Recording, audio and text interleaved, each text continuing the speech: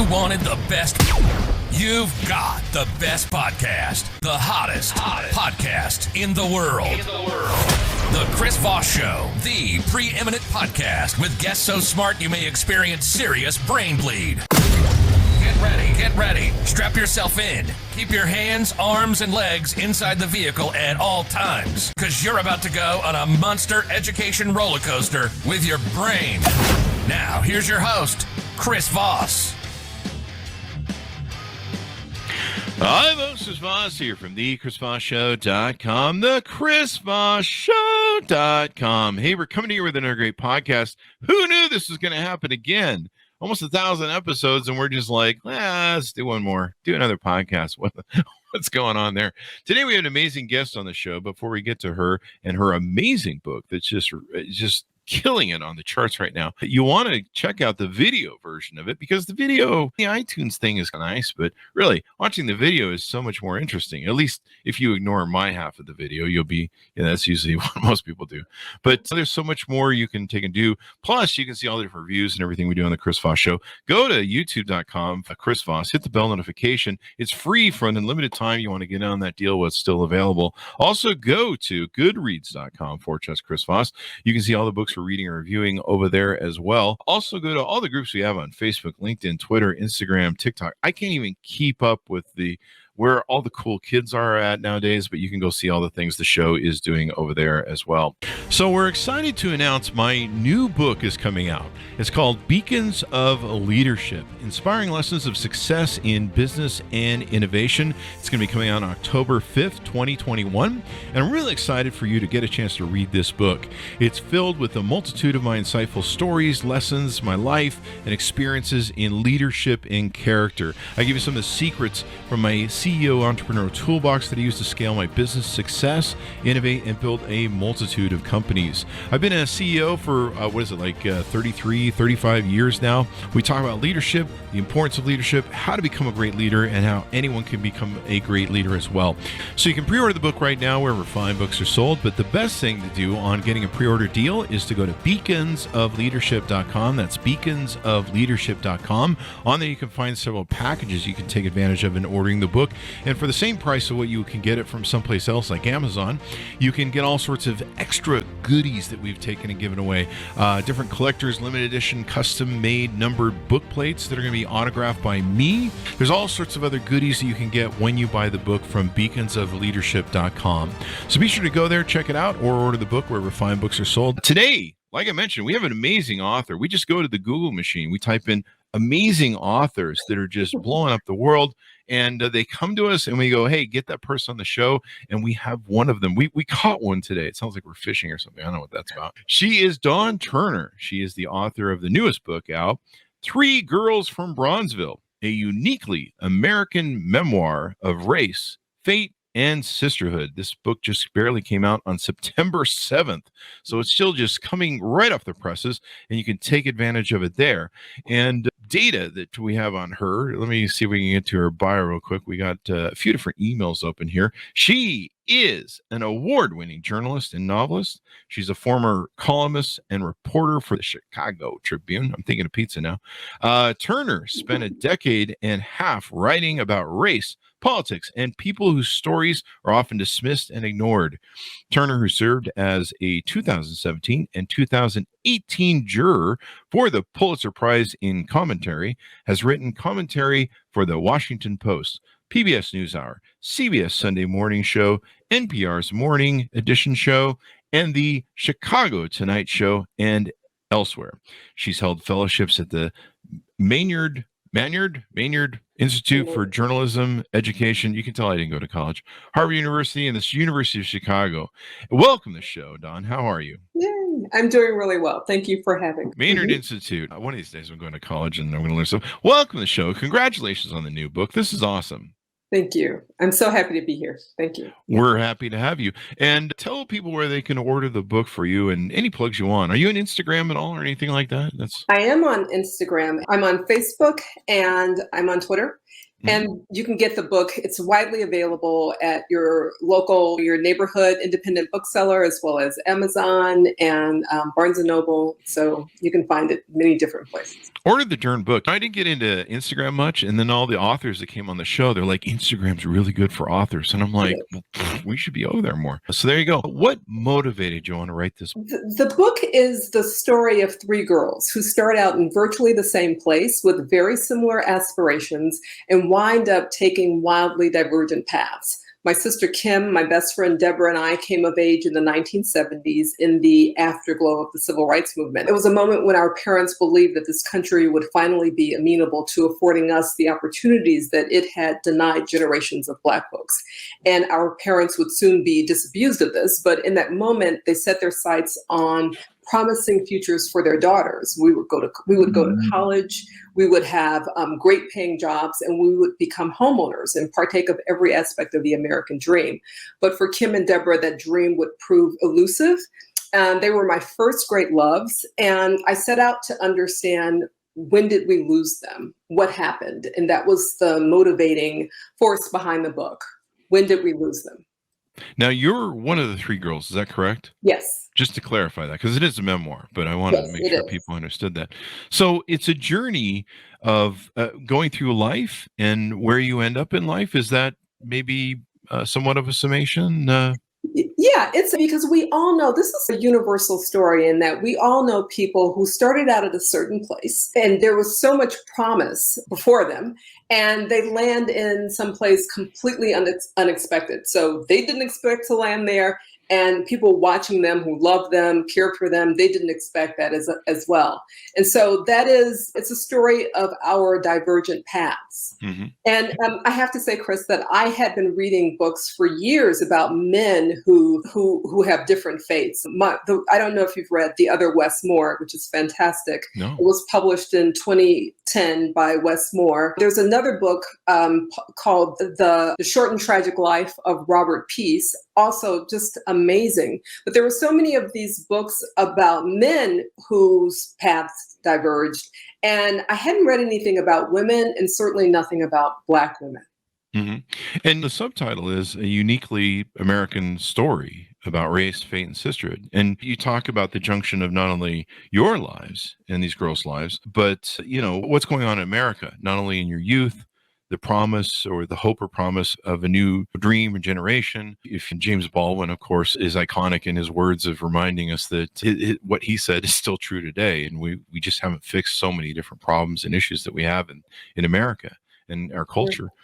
And so it's interesting to me because you've tied that all together in the book and put that forward so that people can see that it's just not about people. This is an American story. This is the intertwining of everything when it comes to our lives and culture. Is that the story is about people, but it's also about place.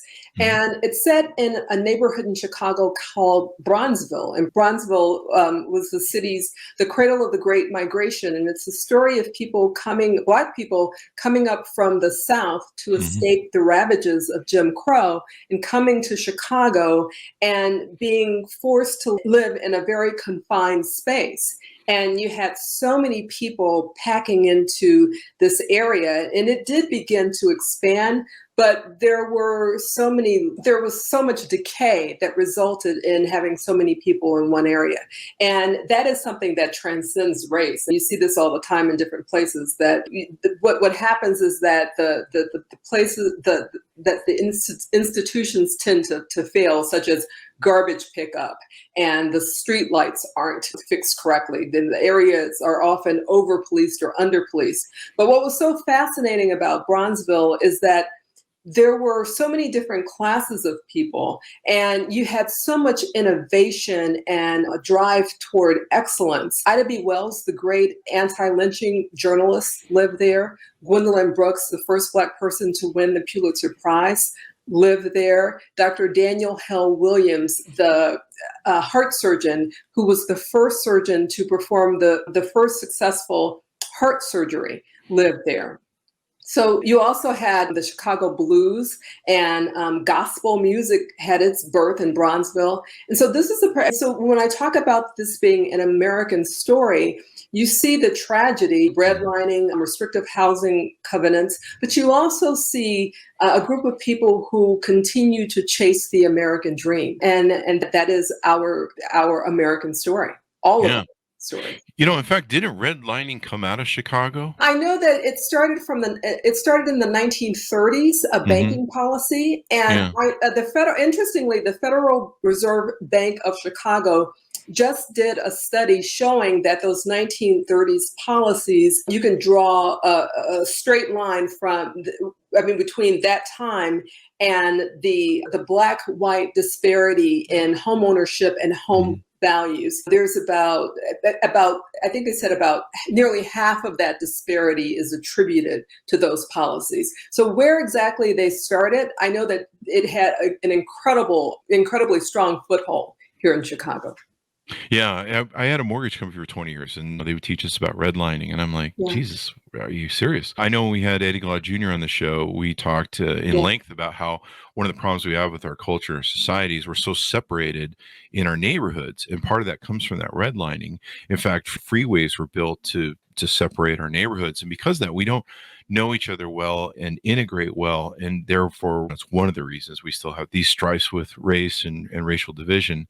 And I'm sorry, go on. Go ahead. Yes, that's part of the social aspect, but there is a very clear wealth aspect too, because a lot of people hold their wealth in their homes, and if you don't have the ability to become a homeowner, it doesn't just affect you and your family, but it affects generations. And so when we talk about generational wealth, this is a huge disparity that has clear social impacts, but also financial impacts as well.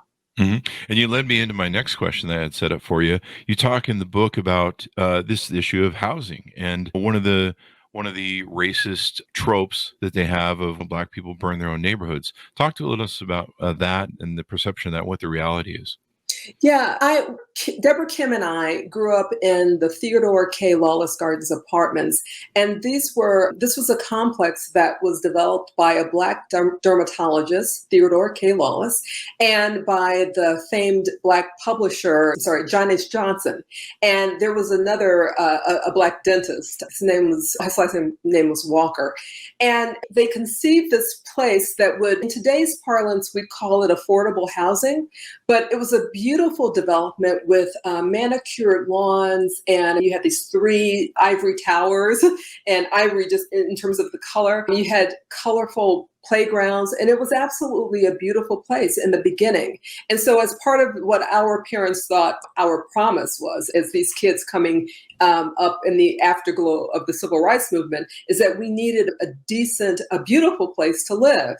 And that was Lawless Gardens. My mother would later say, the name isn't the best for a Black, but the conditions were just beautiful. But right across the street from us was a public housing project that had a beautiful name because it was named after Ida B. Wells. But when we were growing up in the 1970s, the housing project had begun its slide. There was decay everywhere. It was becoming a very tragic place to live. And so what became very clear to me is that just from looking at the community from across the street, and even hanging out over there from time to time, that when people live in squalor, when, as I said earlier, when garbage isn't picked up regularly, when streetlights aren't replaced, and when there's so few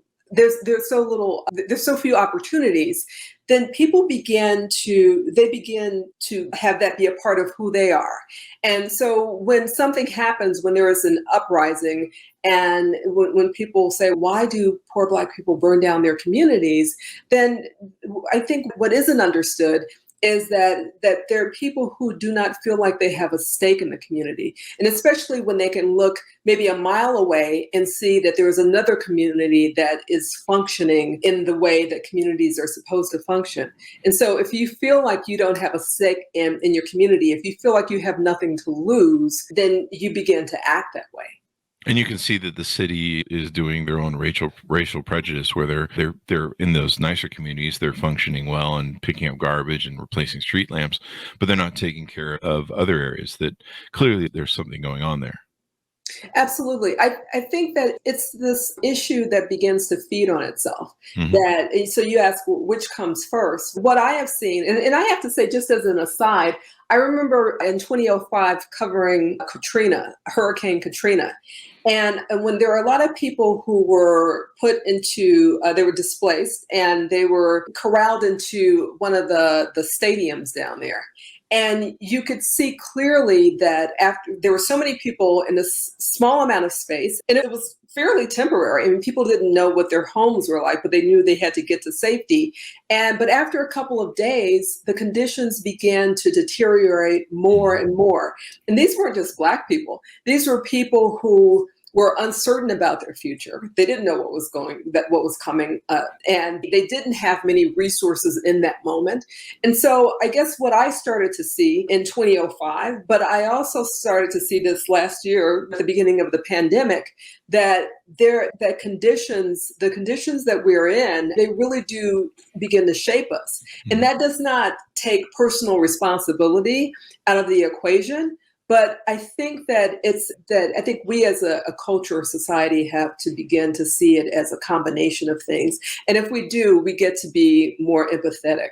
Yeah, I think me and Eddie Glaude Jr., we talked a lot about how do we unravel this? Because when you really look at systematic racism and oppression and what this country was sadly built on for 450 years or however long it's been, going back to the original lie of the shining city on the hill, quote unquote. It's extraordinary. And trying to unravel it is the hardest part to do when you understand how integrated and just the wires that are through everything. You just start yanking and there's more. But you bring up a good point, to your point, that understanding this all, educating ourselves and being aware of it is a good step in the direction of being able to solve it. You talk about the war on drugs. Of course, that was created by the Nixon administration. They've been very overt at saying that was a racial attack and destruction. The rise, you guys probably, I don't know if you talk about in the book, but of course, the Reagan era things where they took away a lot of social services and then, of course, increased policing, which just destroyed a lot of communities, especially poor communities around the nation. And really was a racial attack, if you're familiar with Reagan, his whole setup. It's funny how I think Larry Elder supported him back in the day, and Larry Elder just about won California's governor. Oh my God. I think this is important. And this is why stories of this are important. Your parents wanted the best thing for you. They wanted all three of you girls to have access to the American dream. That's, I think, what most parents want for their children, especially those that live here or those that want to come here. Where do things go wrong and what challenges happen from growing up in that community for the I think it's also important to just say that there are young people who come into this world and there's so many strikes against them that they are almost predestined for something bad. And that always breaks my heart because maybe they don't have enough interventions or maybe their safety nets are threadbare. But that was not Kim's and Deborah's story. They both had, as you were saying, and I think most parents, that the dream as a parent is that your kids do better than you do. But Kim when she was 17, she got pregnant, even though our family said this is something that you shouldn't do. And she lost the baby. And that really haunted her and tore her apart. And she began to drink heavily. And so when she was 24, she died of alcoholism. Oh, wow. Jesus. Yeah. And then Deborah actually left Chicago. Her family, her parents moved their two daughters out of the city to Indianapolis just as Deborah was entering high school. And so she was in Indianapolis. She did fine in high school, but right around the time that she and I were talking about going to college, Deborah said she was going to put off college, which was which was quite disturbing for me because college was something that I thought the three of us were headed toward. And so Deborah, her life began to devolve. She got addicted to drugs and she wound up shooting a man. And he died. And so she was charged with murder, convicted of murder, and sentenced to 50 years in prison. Wow. She was from the outset supposed to do 25. Because it's a day for a day. And so she wound up doing 21 years in prison. She was released in 2019 when I went to pick her up along with her sister and her aunt. But if I can go back a little bit, the three of us, I met my sister when I was 3 years old when our parents brought her home. And she was a mystery to me, headstrong, willful, stubborn. And I met Deborah in the 7th grade. I was just mesmerized by her. She was the prettiest girl but she was also the one who misbehaved the most. And I was just attracted to her immediately. And she, like my sister, trafficked in trouble. But we became best friends in the 3rd grade. And so with both of them, I knew them at their beginning when they were brand new and starting out, when the three of us were. And so the story looks at the trajectory of our lives and how we started to go in different places, started to move in different circles and go down different paths. And is the young lady who ended up in prison, how is her life now? Has she been able to reform or? Oh yeah, she's doing exceptionally well. In fact, when she was first sentenced, the judge said to her that how you landed here, I don't know, but here we are. But once she was clean, she was able to find herself and find her path. And she works full time. She's renting a home and she's living life again. There you go. Now you're the third person in the equation. How did that turn out? We can know right now, but tell us what the journey was like. And one of the things that I did with this book it was important for me that this book not just be about two girls. So one girl writing a book about two girls. I wanted to write a story that gave each of us equal weight. So I talk about my missteps as well. As much as I wanted to go to college, and I literally dreamed of being on college campuses when I was in high school. But I got to the University of Illinois in Urbana, and after my freshman year, I flunked out. And I flunked out, and not so much because I was partying, but I was protesting. And when you come home and say you flunked out, it doesn't matter. That's the most important thing, is that, okay, so what happened? And my former husband and we were friends in high school. And when I told him that I got this letter saying that I needed to sit out a year and then I would have to go to some other school, bring my grades up, and then return, that I told David. And then David took me to talk to his parents. And I was reading this letter, and I could not have been more depressed at that moment. That was like the most devastating, at that time, that was the most devastating thing that had ever happened in my life. And so he had me talk to his parents, and his father, I adored them. And his father told me, he said, "Do you want to return to the university?" I said, "Absolutely." And I said, "But they said I can't come back until I've spent a year away." And then he said, "Well, why don't you go back down there and talk to the dean?" And I said, "But the letter says that this is non-negotiable." And he said, "Dawn, everything is negotiable." and I went back down there and I talked to the dean. And so the dean said, okay, the dean gave me a hard time, which I deserved. And he said, okay, then sit out for a semester. And that was still devastating, but it was less devastating. Wow. And I stayed with my father and my stepmother that semester. I went to a community college. And that's why I'm so grateful for community colleges. And I did my semester, got my grades way up, returned to the university, and got on the dean's list several times and still graduated in 4 years. Yeah, there were other missteps, but again, I guess my point is that I just really wanted to say that everybody makes mistakes, right? You do not get out of this life without making a mistake. And the recovery is what's important. And that's the beauty of it. Sometimes it's a painful beauty. You're going to fail. The key is to learn from those things. And you learned a great lesson. Now, everything is negotiable. I mean, once you learn that lesson, I learned that in sales, and let's run with this. So where do you go from there after college? After college, first of all, I did a quick internship at the Chicago Sun-Times. And then I spent a year at the Orlando Sentinel newspaper in Orlando, Florida. Mm. And because people told me, and this was something that was important back then, but I don't think it's so much the case now.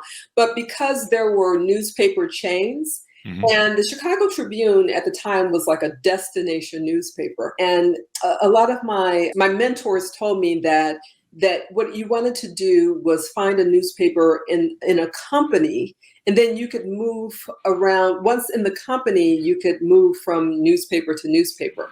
And so the Orlando Sentinel and the Chicago Tribune were sister newspapers under the Tribune Company umbrella.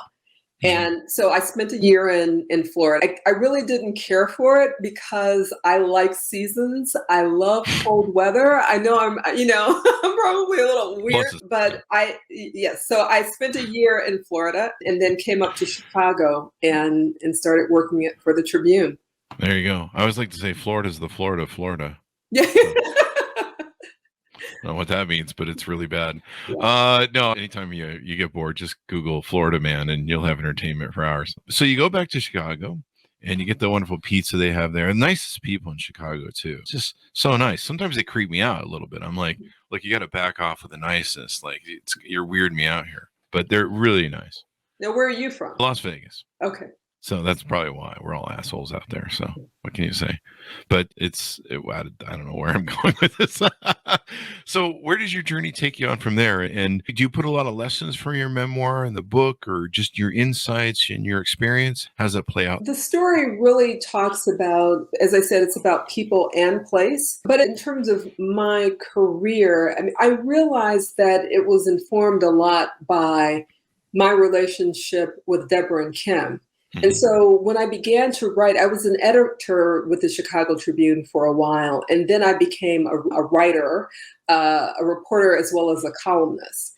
And so as a columnist, and as a reporter, I got a chance to choose the stories I wanted to write. And I often sought stories about people who had undergone some type of major transformation, or who had turned tragedy into triumph. And I know maybe that sounds a little cliched, but I've always been attracted to those types of stories. The first time I wrote about Deborah was that, first of all, I'd never written about my sister in the pages of the Chicago Tribune, but I wrote about Deborah the first time in 2000, right after her trial and her sentencing.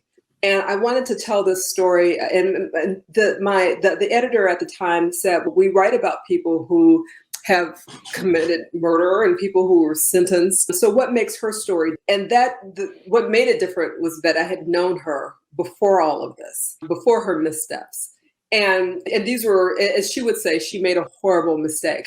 But I wrote about her in 2000, then again in 2002.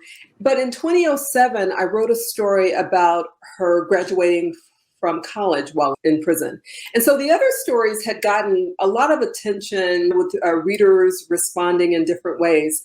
But the 2007 story, I just got this avalanche of email and letters. And then I realized the reason was because the first two stories were cautionary tales, right? Where you would show your kid maybe the story and you say, don't do this. But that third story was a story of transformation. It was her makeover. And people like the idea that you can change your life if you can do it before the clock runs out. And those are the types of stories that I have pursued because I'm just fascinated at how they do this. There are a lot of people who have like mini makeovers. Then there are people who have these kind of full out where this transformation. And I love those types of stories because it is not easy. It's possible, but it's never easy. And I think that's what makes it so identifiable to so many people, that they mirror it, that they go, hey, this is something. Those stories are, like you say, transformation or redemption. We all make a lot of mistakes in life, the more that we can count. And we need a whole nother show for that, but a couple thousand shows. But we all go through those mistakes, and then we all go, man, how can I change? How can I be better? One of the things I didn't really learn until, I don't know, later in life, that stories are so important from that aspect of where people learn from, and sharing your journey, your stories. Because a lot of people don't want to share their pain or what their struggle is. And right? Yeah.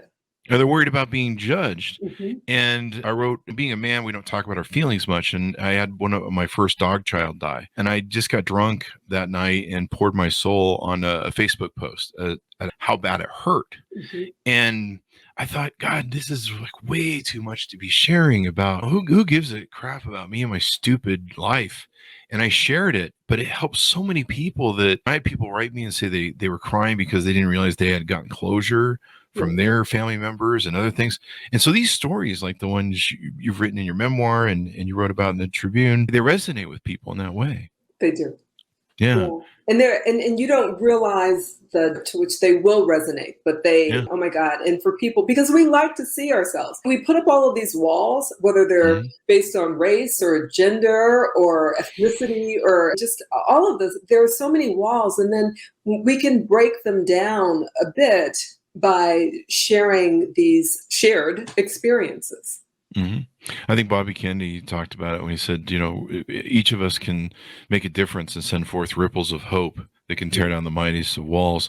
And that's really, as a culture, as a society, what we need to do through education, reading books like yours, understanding people's life journeys, their challenges, and go, how can we make things better so that and it's a constant journey, sadly. We never seem to arrive at it and go, it's a perfect world. And I imagine as long as you have human nature, we won't have a perfect world, but we could sure try. There's a lot of distance we can go. And I think that there is a lot of work to be done, and it's so important to try and to make a difference, because we can't afford to just continue on this path of everybody being in their own little silos and feeling also that there is this zero-sum game in that if I win, then you have to lose. And that's absolutely not the case. Yeah. A rising tide lifts all boats. That's what I always like to say on the show.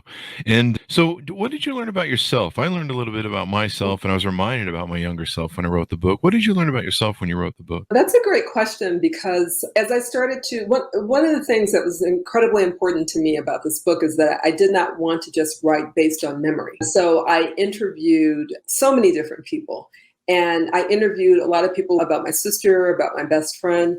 And I also poured over court documents relating to her case, and I had a lot of correspondence, letters over the years. And I would see things like, oh my God, I forgot I said that. I forgot. So it's the interrogation included me learning about I learned that I'm really good at compartmentalizing. And so that when something is over, I pack it up. And this is, a lot of us do this, where you pack it up and you push it off to the side. But when you have to go through this, and I'm so grateful that I did have the opportunity to write this memoir, because you realize that some of the things that you thought were true, especially stories that you hear over the years, and you've heard them so many times that they sound true, but you start to go and investigate all of that stuff. There's a chapter in the book that deals with my dad. My parents divorced when my sister and I were very young. And we had to choose a side, and we were team mom. But I didn't know my father very well. And he was always involved in our lives, but I didn't know his family as well. And so my father worked as a dispatcher or an overnight manager at a taxi company. And one night in 2004, or one afternoon in 2004, I was researching a story, and my mother called to tell me that my father had a heart attack. Oh, wow. And I was surprised at how I could feel it. And it was such a visceral feeling that if I lost him, there would be so many questions about him, about me, that would go unanswered. And so I set out to spend Friday nights with him. So once he left the hospital, he was okay. He left the hospital. I spent several Friday nights with him, interviewing him, not as a daughter, but as a journalist, because I couldn't do it as a daughter. So I did. I brought my notepad, my pen, and I met him at the taxi company. And his shift started. He was the overnight manager. And we just sat amid a bunch of yellow and red cabs in the garage. And I asked him a series of questions from about March of 2004 until the end of July, because I had to go cover the Democratic National Convention in Boston when we first met Barack Obama on that national stage. And then after that, I went to the Republican National Convention. But it was those months with my father and talking about learning about me, that I really did get a chance to understand why I don't eat meat. I don't care for meat. But my father, this African-American man who came from the South, which is so rare, it was not his favorite food either. We had, as I said, I knew my dad, but I learned about my grandfather who bought 160 acres of land in the Mississippi Delta in the late 1920s. That was fairly unheard of, and just how much my father loved his father. And so it was a rewarding, that's one of the chapters in the book, but I got to see me in a different light, and that was incredibly helpful. Isn't that so wonderful that we're able to spend that time? More people should do what you did.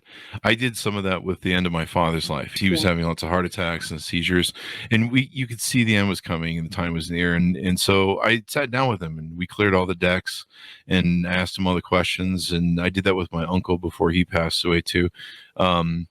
And got beautiful histories, and those stories are just amazing. And you find out, I don't know what the analogy is, but there's something about knowing our history and who we are and where we came from that shapes us so much. And a lot of people, especially when they're young, they don't care about that. I don't care about the past, but I think you reach a certain age where you're like, who the hell am I, and where did I come from, and what makes came you before whole. this? Yeah. And maybe that's why ancient cultures and stuff, you always had the historians that would come in and teach people. There was the old times where people would actually sit down for dinner and talk about history, or I think a lot of Jewish folks, they do different things at dinners where they go around the table or something and share stuff. Remember. Yeah. And those memories are entwined with those lessons you talked about in the book. Sure. What other things do you want to touch on in the book that you think readers will really be? I've written 2 novels, and I wanted to tell this memoir in the same vein as you would tell a story when your child says, "Tell me a story." And I wanted it to be a story. And so it's not preachy. I'm hoping, and this is what people have told me, that it unfolds and it just as a narrative. And that's something that's really important to me. And that the characters, who are real people, that they're not caricatures. They are fully realized. This is my hope. This is my intent, that they're fully realized humans. And I think that the main thing is that, because I've had a couple of reviewers say something like, this is a book about one person who succeeded and the other 2 who didn't. And that's not the purpose. That's not the point of this book at all. The main through line here is, there but for the grace of God go I. Mm-hmm. And that what happened, that there's this razor thin margin of error, especially when it comes to little Black girls. You can go one way or another way. And even when you have parents who have worked incredibly hard to guide and parent, that bad things can happen. But so that's why it's very clear to me that this is not me judging them at all, but I'm very grateful for my path. And I just wish that theirs could have been different. Definitely. You look at the growth of people that go through stuff like that, and clearly those reviewers haven't gotten the message. One of the hardest lessons that I had to learn in life, because I was really destination oriented and goal oriented, and we must get to the end of the thing. And the hardest lesson for me to learn was, it's about the journey, not the destination. And that's what those reviewers need to learn about. We had the author, Nicholas Buccola, on from The Fire Is Upon Us, the James Baldwin, William F. Buckley debate. And I believe it was him who told me early on, he read that he had 2 Black brothers, I think, and he read that 1 out of 3 young Black boys will end up in prison. And he looked at his 2 other brothers and said, which one of us? And that's a hell of an outlook to have it just when you're 8 or 10 years old. That's a hell of an outlook. And it puts a damper, it affects you in a way, in your outlook, and like you talked about in your neighborhoods and everything else. But yeah, people, that's the beauty of these stories is, and I think a lot of people, you're probably getting this feedback now, they see themselves in their own lives and the mirrors of their own lives and the journeys that they went through, and they identify with it. Absolutely. And that's one of the most gratifying things about having written the book, is that when people come up to me or send me an email saying that they see themselves in our story, or they see themselves in one of us, that's incredibly gratifying. You're right. Yeah, that's the beauty of these books and stories and everything else. How does your sister feel about it, and the family of your friend? As I mentioned earlier, my sister passed away. Yeah. But Deborah Deborah has not yet read the book, but she was with me in lockstep the whole time during the writing process. If I had any question, if there was anything that I was unsure about, she was there to help guide me. But she's very proud of the book. And a couple of days ago, I spoke to a bunch of women from an organization, this prestigious organization. They're Black professional women, and they commissioned that is an interpretive dance of the book. And Deborah and I both were just in tears watching these three young girls dance out our story. So that's also really gratifying, just to see how other people interpret my words. It's amazing when you're in the writing process. I don't know how your writing process was, but in mine, I was like, no one's going to read this. There's always no fear. Is there, yeah, you have that fear. You're like, is anyone going to read this crap that I wrote? I wrote some real crap in my life. But it's great when it comes out and people identify with it. And it helps uplift the world, hopefully educate the world, and leave the world a better place. Sure. That is the hope. And that is, you want to make sure that because when you start, especially with a memoir, but I think it's with anything you write, you really put your heart and your soul into it. And then with a memoir, you're going back into the past. There's a lot of excavation there. And there are things that the way that we move forward is to pack everything up and push it off to the side. But then to run back toward that and then to open everything up again, it's just very difficult. I was lucky enough that some of the hardest chapters, and clearly the hardest chapter for me, 2 chapters, was when learning my sister had died, and in the chapter of her funeral. I could not stay in my home office for those 2 chapters. I went and spent a weekend with a friend and at least started to sketch it out and write that way. These things are just so difficult to write that the prayer is that somebody will read your words. Yeah. And did it help with closure at all, or you achieved closure? Did it help you? It was cathartic. Yeah. There's some closure. I will continue to pursue the stories that I pursue, writing about the dispossessed, people who don't necessarily have a whole lot of agency. So that will continue. And as I said earlier, I do credit part of the reason why I'm attracted to this because of Deborah and Kim. But in terms of this story, I really do feel like it's time to put it to bed. And that I know the book will be read, but I don't have to pursue this story, this specific story again. And so in that way, it has been cathartic. There's kind of a nice comfort that comes over you that you go, all right, we got that on paper. That's out there. That's in the history books. It would probably make a great wink to anybody in Hollywood listening. But there you go. I'd watch it. It's a beautiful story. And I love stories. Like I said, sadly in life, I figured out that stories were important. I wish I would have figured out them earlier. I'd always been a story collector. Sure. And collected stories, but I didn't realize how incredibly valuable they were. And so hopefully that's a lesson people learn if they're listening. And of course, pick up your book. Anything more you want to touch on before we go out? It's been a pleasure to be here. Thank you. It's been a pleasure to have you, Dawn. Thank you. And we love stories, and we love just wonderful literature that can change the world, make the world a better place. Give us your plugs if you want, or wherever to buy the book as we go out. Yes, you can buy it at your favorite independent bookstore, and you can go online at Amazon, Barnes & Noble. So it is widely available.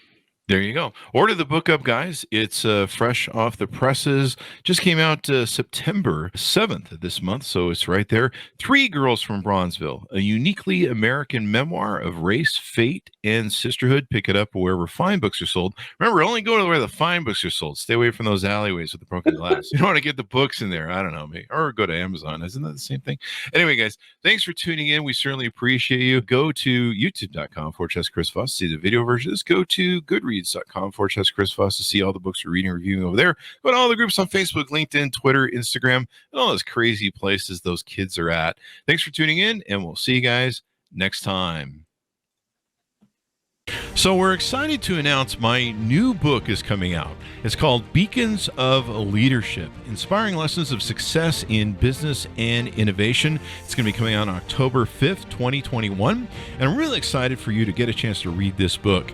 It's filled with a multitude of my insightful stories, lessons, my life, and experiences in leadership and character. I give you some of the secrets from my CEO entrepreneurial toolbox that I use to scale my business success, innovate, and build a multitude of companies. I've been a CEO for, 33, 35 years now. We talk about leadership, the importance of leadership, how to become a great leader, and how anyone can become a great leader as well. So you can pre-order the book right now wherever fine books are sold, but the best thing to do on getting a pre-order deal is to go to beaconsofleadership.com. That's beaconsofleadership.com. On there you can find several packages you can take advantage of in ordering the book. And for the same price of what you can get it from someplace else like Amazon, you can get all sorts of extra goodies that we've taken and given away. Different collectors, limited edition, custom-made numbered book plates that are going to be autographed by me. There's all sorts of other goodies that you can get when you buy the book from beaconsofleadership.com. So be sure to go there, check it out, or order the book wherever fine books are sold.